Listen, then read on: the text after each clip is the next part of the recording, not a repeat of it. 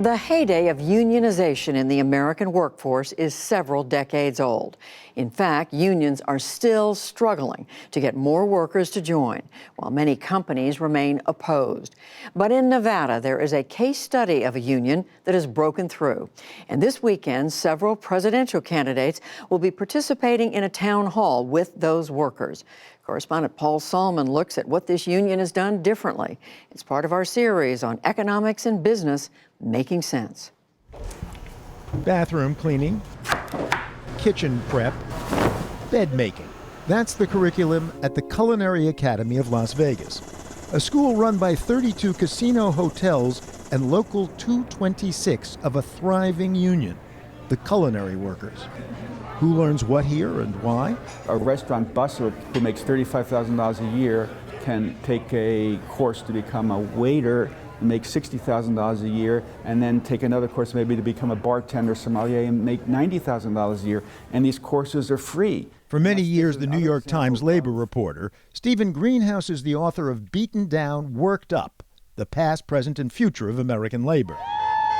Since the 1980s, as union membership in the private sector has plummeted by 2/3, Local 226 has more than tripled its membership to 60,000 and become a torch for the long moribund labor movement. They're the model that unions should look to for representation and organizing. Cornell University's Kate Bronfenbrenner has been studying the union for decades. They have the most actively engaged membership of almost any union in the country. And they do that by involving the membership in everything they do. We're not just a union that just sits in a building and collect dues. No, we're not. The union's vice president, Liane Vachon. The people who are downtown at City Hall screaming and yelling about we want better schools are culinary members. We want better water are culinary members. We want better infrastructure, culinary members. We have a rank and file union. We're in on negotiations. Deborah Jeffries has been one of the rank and file for 40 years. Got more involved in the mid-'80s when she objected to her casino's insistence that cocktail servers like her wear high heels. We did all the research, how many miles we walk a night. I think it was like 8 to 12 miles a night in an 8-hour shift. We lift anywhere from 5 to 15-pound trays for 8 hours. So we had a meeting and we beat the issue. 30 years later, 95% of Las Vegas hotel casinos are unionized. As for the remaining 5%, the only reason some hotels pay the same thing is to try to prevent them becoming union. But they still won't be able to compete with that because of what we offer. Job security. Job security most of all. Vachon is a bell captain at the Paris Hotel, one of Las Vegas's 7 faux wonders of the world. As massive protests in the real Paris have recently shown, however, workers have a lot more heft in the old countries. Steve Greenhouse was stationed in Paris for the Times. Unions in Europe are much stronger. In France, for instance, 90% of workers are covered by union contracts, whereas in the United States, only 12% are.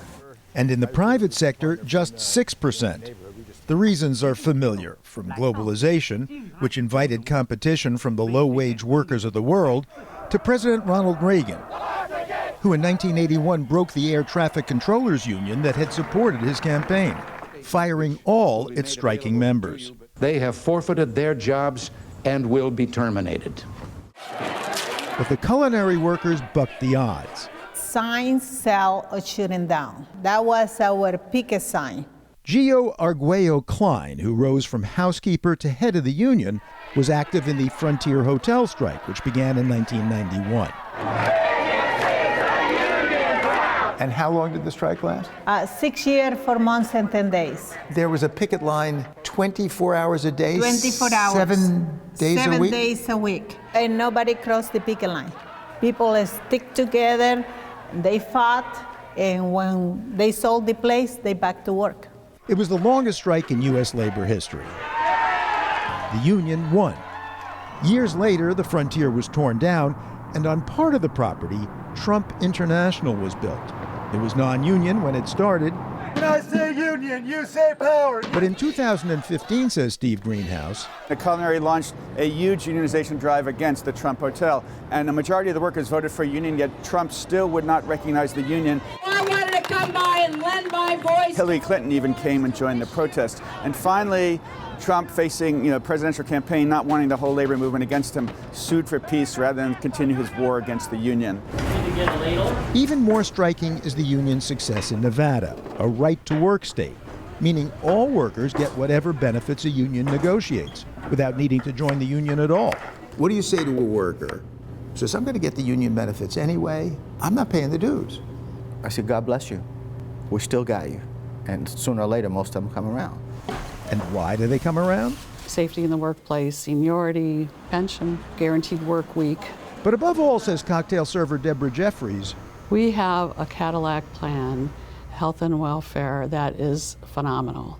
We're free of out-of-pocket costs for our medical insurance. Health insurance is the main reason why food server Tracy Gregorich helped organize the Palms Casino, newly part of the staunchly anti-union Stations chain.